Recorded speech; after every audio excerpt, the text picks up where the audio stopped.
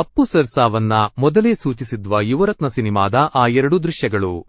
Appu sir ಸತ್ತಿದ್ದಿನ October 29, ಅವರು ಹಾಕಿರೋ Jersey number ಕೂಡ 29.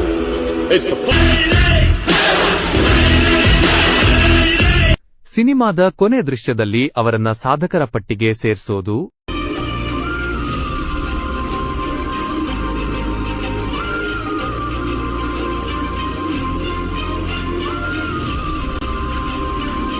ಅವರು ಸತ್ತ ನಂತರ ಕರ್ನಾಟಕ ರತ್ನ ಆಗೋದು ಒಂದೇ ಆಗಿದೆ.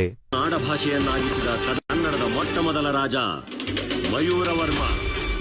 ಅಪ್ಪು ಸರ್ ಎಐ ಮುಖಾಂತರ ಮತ್ತೆ ನಮ್ಮೆಲ್ಲರ ಮುಂದೆ ಬರ್ತಿದ್ದಾರೆ.